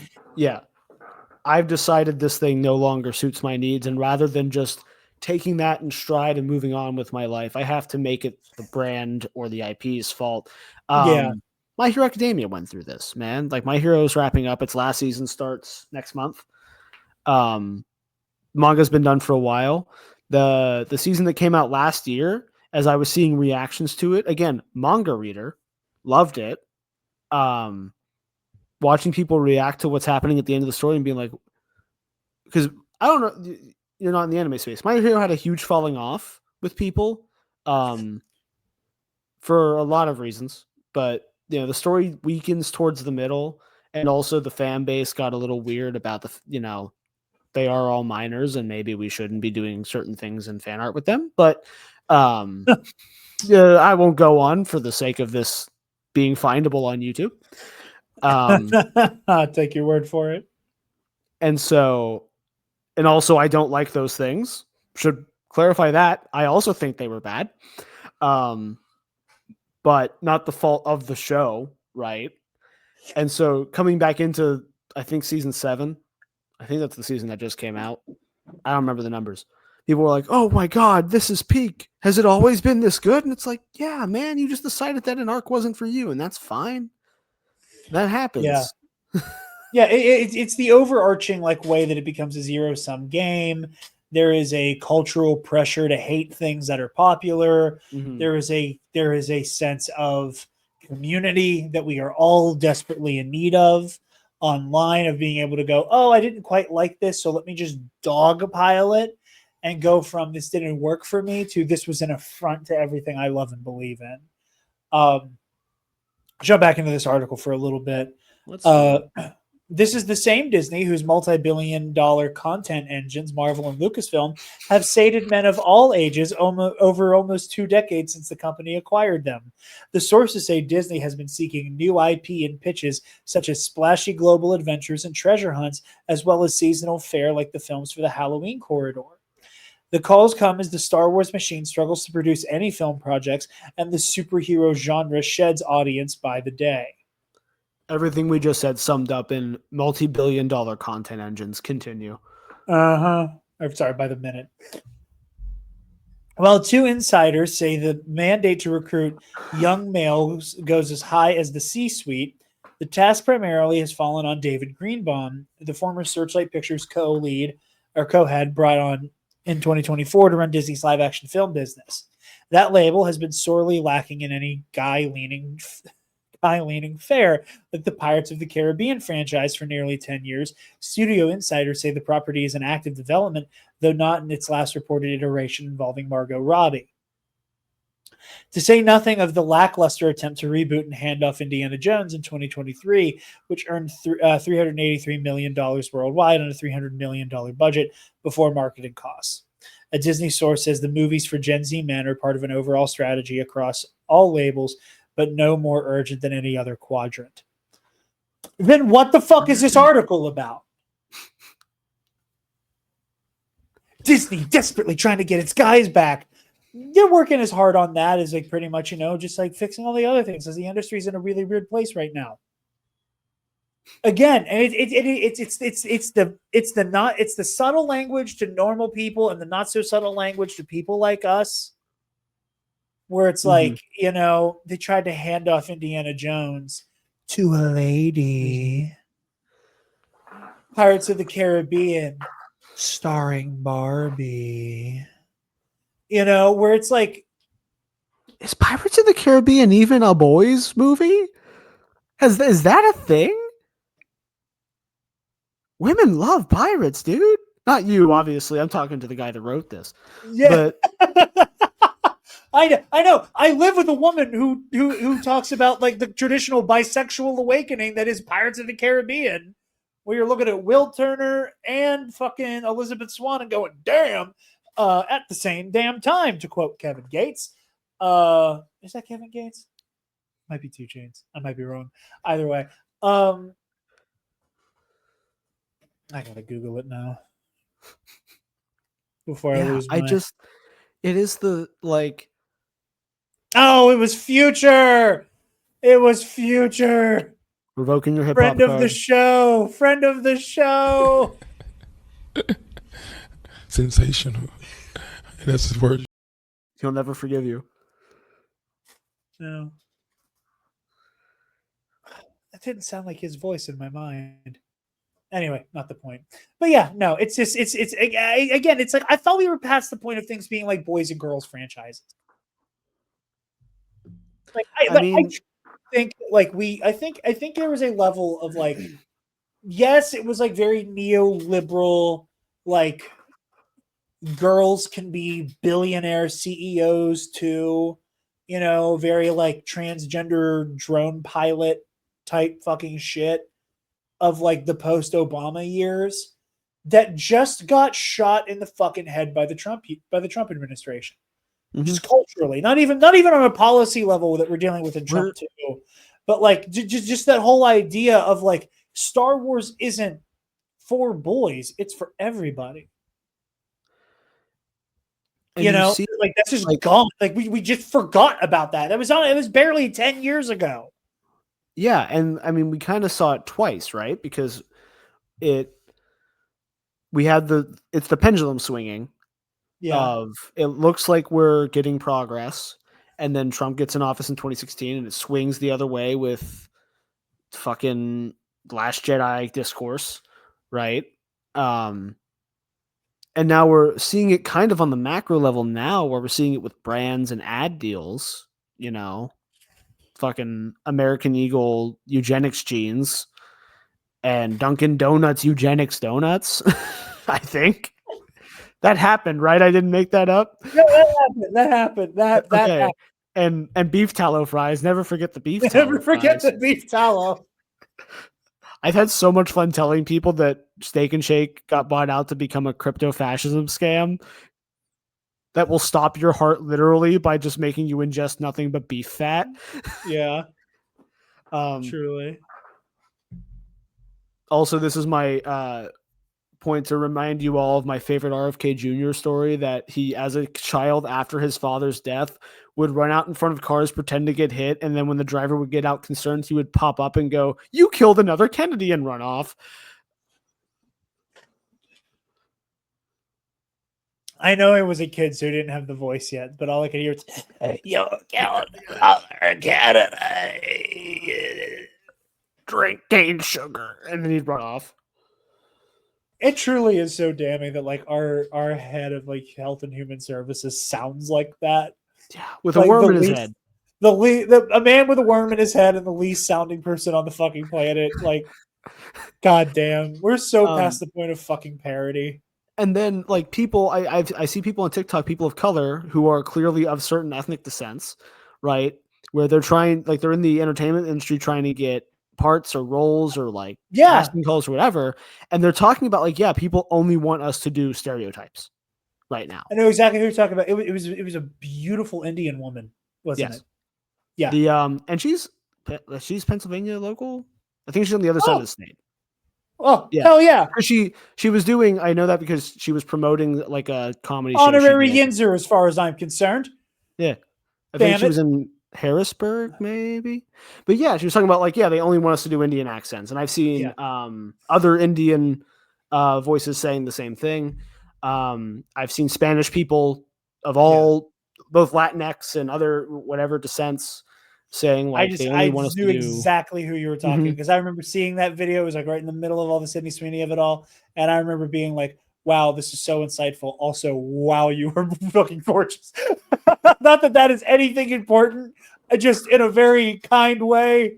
Wow. Not that that's the most important thing here, but for the record, wow, I know exactly who you're talking about.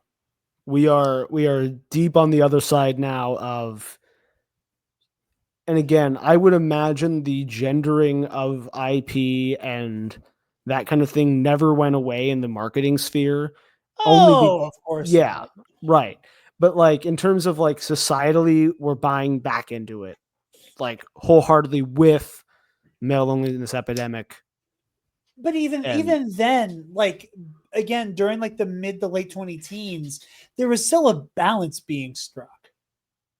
Like there was Star Wars stuff being made for girls. Like there was like, because there was that understanding of like, well, girls like societally, like might on the whole gravitate towards like, you know, like a you know, like 10.5 quarter-inch fucking doll, like a Barbie. So let's make like Barbies of like Jyn Erso and Rey and Padme and Leia and Hera Syndulla. And like we'll have these, and we'll do our little cartoon that's like all of the ladies of Star Wars, you know, that like there's a place for that. Like, yes, a girl can walk into the aisle and go, I would like this Darth Maul action figure, please. But also, if she's still in her more like feminine, like I want to have a little party with all my princesses, you know, Leia and Padme can hang out with Cinderella and Tiana for tea.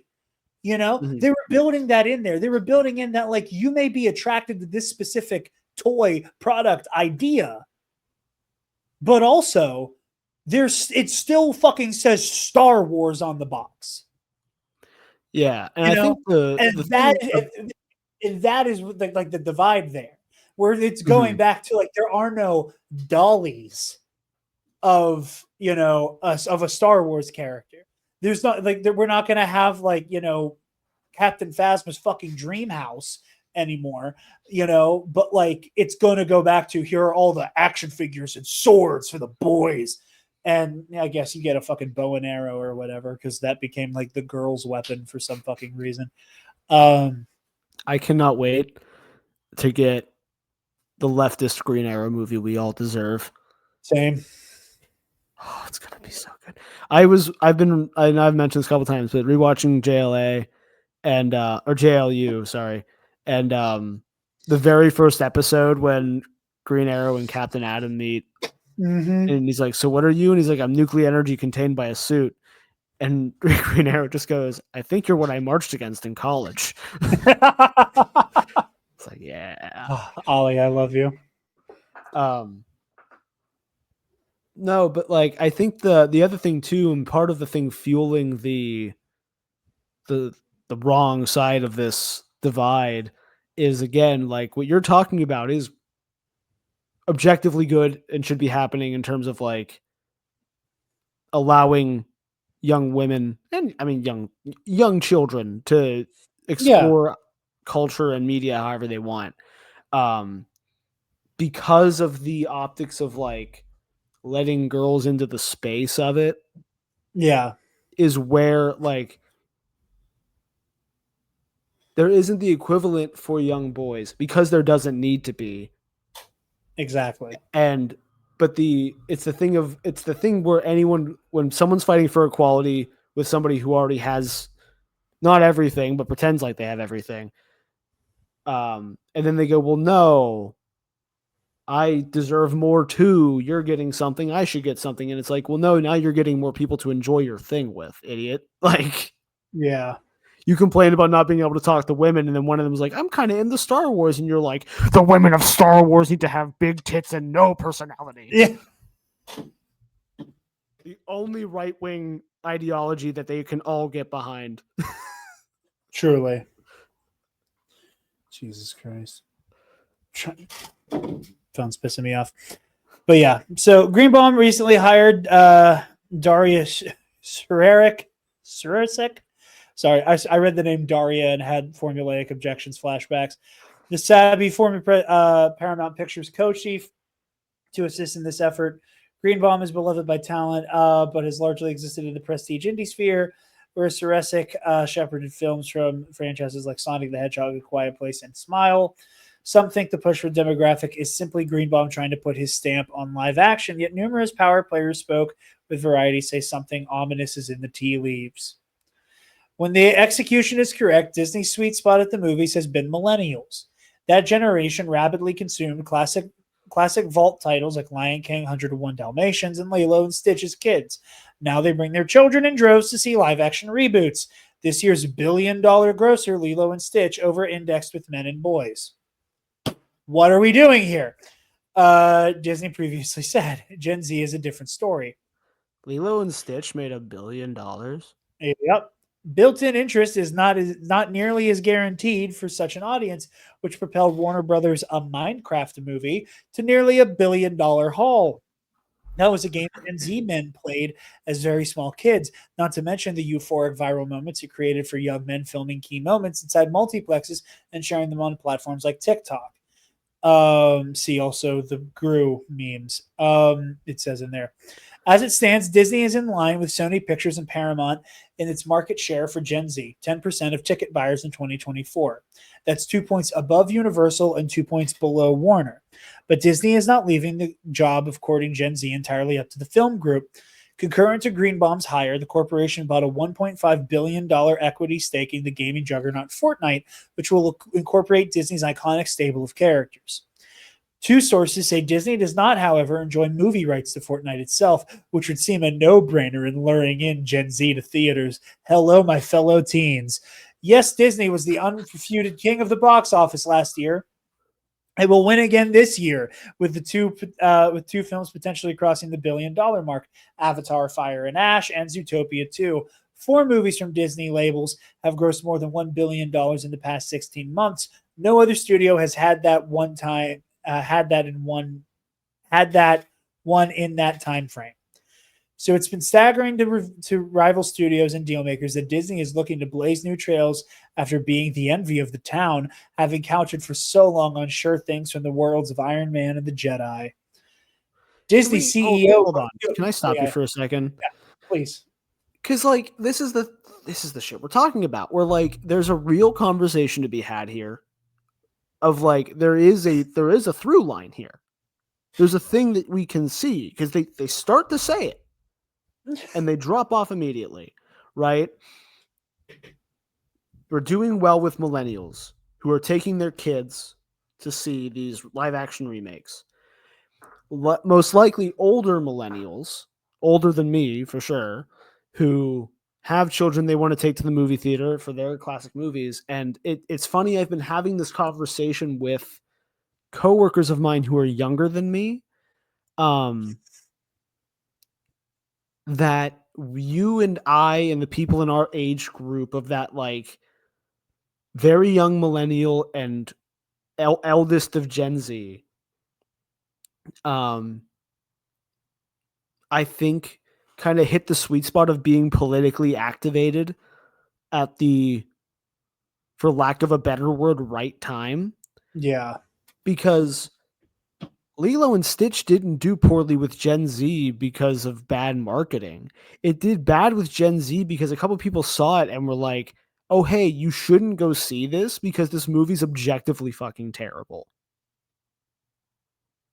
Like the movie about Native Hawaiian culture being impeached upon and the importance of family ends with the family being broken up and the Native Hawaiian girl going to the mainland for marine biology school. And that was widely discussed amongst Gen Z as a very poor, very poor discourse in the current political climate. And that's why none of us went and saw it. Yeah. On top of the live action Disney remakes among Gen Z have not landed, period. Because they're like, we know they're cash grabs. Yeah.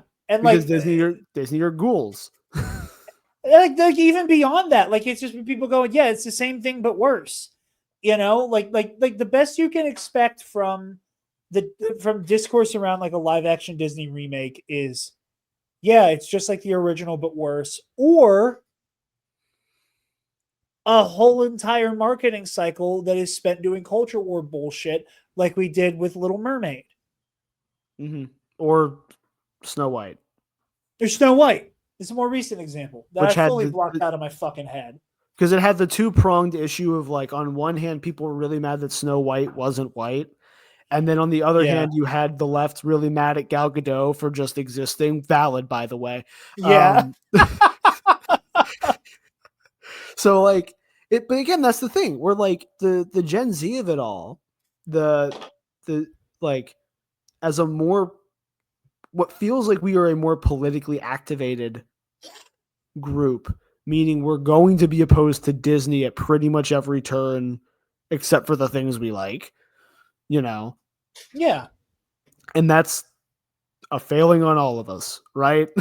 I even go take it a step further of like, I'm not interested in litigating what is and isn't a soulless or like cynical cash grab so much as like, I'm willing again, like maybe it's the part of my brain that can't, the part of my brain that's like, oh, like creative process, like screaming over the like angry leftist in me. That's like, yes, but like, what if they sincerely think that it's a fun, creative vision to reimagine these movies?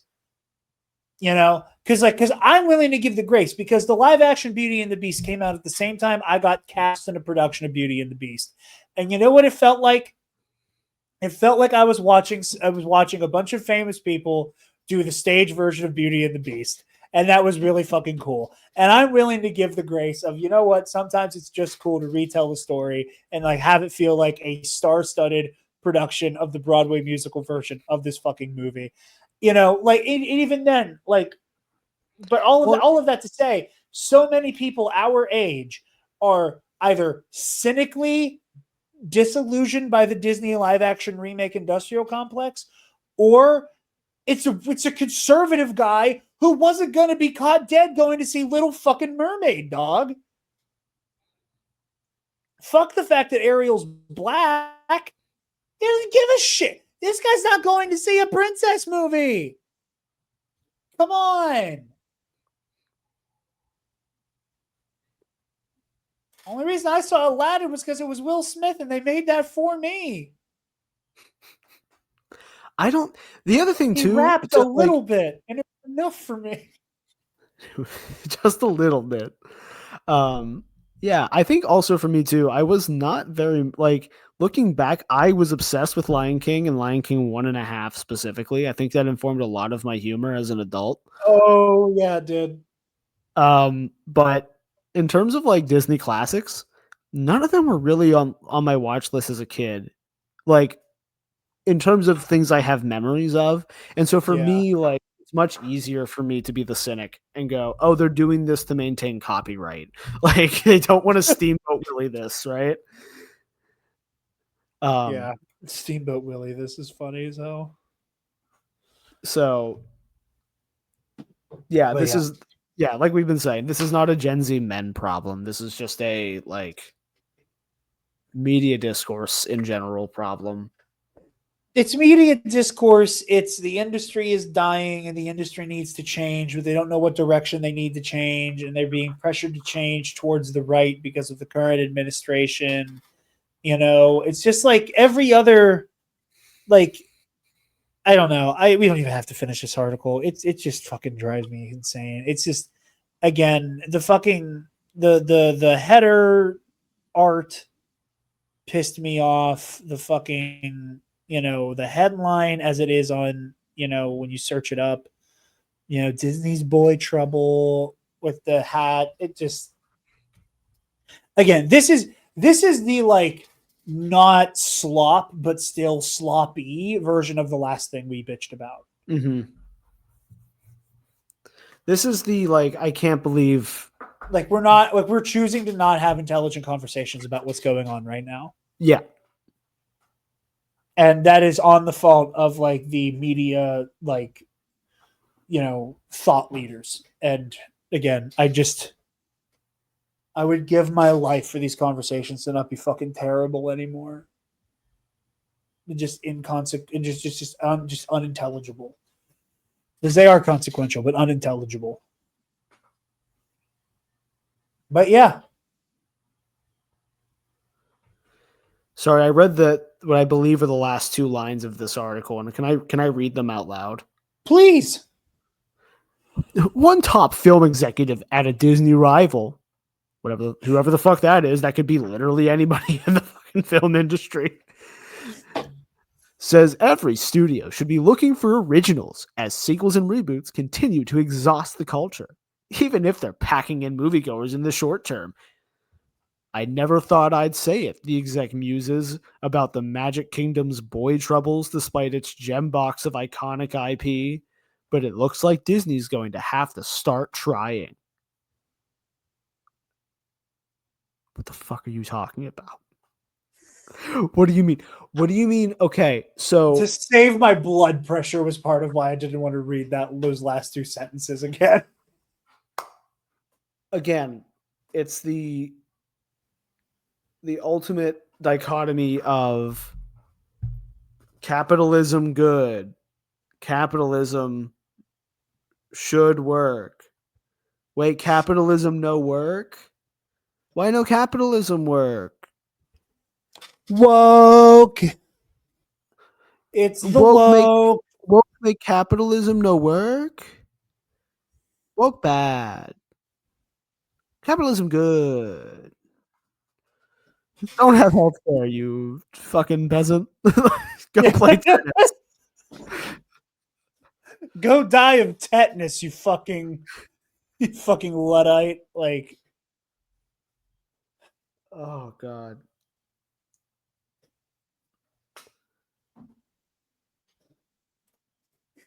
Can we start replying to every movie announcement made now but is this one for the boys? Unfortunately, I think that just became a bit. Man of Tomorrow gets announced. All right, but is this one like for the boys? Is this a boys movie? Act like a fucking like 8-year-old boy from the fucking Bible Belt accidentally getting a Barbie instead of Crash Bandicoot in his fucking Happy Meal and just start foaming at the mouth and smashing your head against the fucking glass of the car because you're afraid you're going to catch the fucking gay. Oh, Mommy, turn around. They don't give me Barbie. I'm going to get queer in the next hour.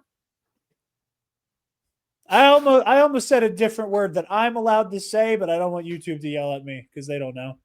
They don't know the difference.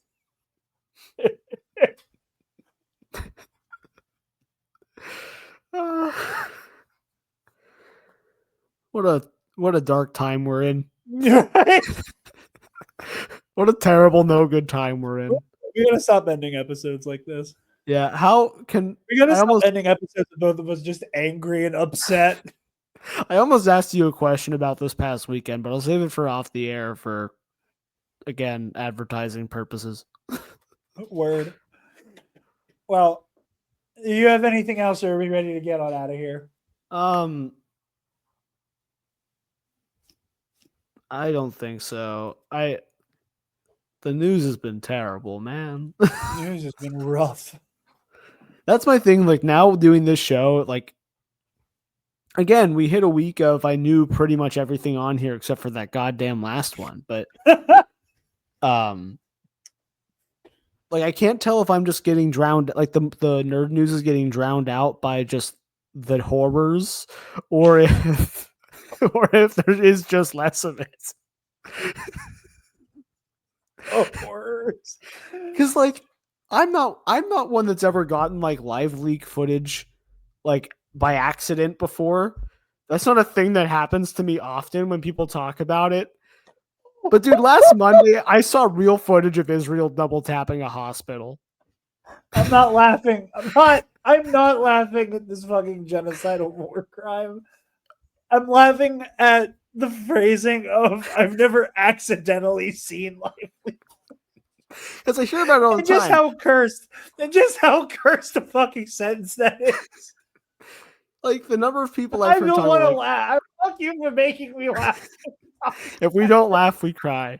But the like, yeah, I was scrolling Twitter and I watched someone get hit by a train randomly, right? Like that's never happened to me. But I was scrolling TikTok the other day and I watched a hospital get blown up twice in 5 minutes. Like, yeah. And so, you know, I can't tell if that's drowning out all the Spider-Man news or if there's just less Spider-Man news. You take my meaning. I think it's a little bit of column A and a little bit of column B and a little bit of the fucking end times. But yeah. I think that's all we got for you guys. Sorry about the horrors. The horrors. Sorry we couldn't fix the horrors today. Maybe next time I'll yell at the internet loud enough that I fix the horrors. All I feel the power to do is scream at the internet for not understanding movies made for 12-year-olds. Well, Travis, you want to tell the lovely people where they can find you? I retweet things on TikTok. Or I just said retweet on TikTok. Look at me die. I told you what I'm saving my first post in years on Twitter.com, Instagram.com, and Facebook.com to be. Oh, yeah. People aren't allowed to be on my Facebook, but I am going to piss a lot of people off on that one. That's going to be fun. Oh, yeah. Motherfucker, you better come over when you make the post. Not till I'm done with my like 2-week-long bender. Fair. That I was very prepared for this Saturday. I was real hopeful. But yeah, Jarod. Yeah. Where are your horrors? Oh boy. Sorry. I just got a fucking football update. Are you winning, son? Jalen Carter just got ejected from the Eagles game for spitting on Dak Prescott. Did you say spitting? spitting. Okay, I thought you said spinning Like an Eagles on. player. Yeah, at the other yeah. I thought you said spinning, as in like No. 360 degrees. went- And I was like, don't they do that sometimes? That's allowed. That's like my favorite CM Punkism is whenever he like got a big crowd pop and he looked at the audience and said, "All right, you don't have to do tricks on it." And I was like, "Wow, that is blue for network TV." Jesus. Anyway, you can find me on Instagram and Blue Sky at Dark Jedi 2552. You can find the Nerd Academy podcast on Instagram, Blue Sky, TikTok, Facebook, wherever you get your podcasts, and on our YouTube channel. You can also find us at the nerdacademypodcast.com, or if you're feeling generous, you can click that donate link and support the show. And give me $1. Speaking of our Patreon, something very, very exciting is coming soon to the Patreon. Stay tuned. Big things coming to hopefully be announced in a couple weeks here on TNAP 200. But yeah, check out Pro and Noob over on the Mitch 692 channel as we wind down our Dan to Dan coverage. Epic Confrontations over yonder. Michael and I teaming up are the new team. I'm not even going to say the name. I don't think I'm allowed to say the name. We should have a match coming up here soon-ish in the next month or so. So yeah, and then also all remaining systems, Luminous Odyssey, the High Republic RPG series, are going to be starting here soon as well. So you can find me all of those places. And again, with something very, very special coming to the channel here soon. Stay tuned for that. Thank you all so very much for watching and listening. Good luck with the horrors, and class dismissed. Stop! Move away from the cookie jar.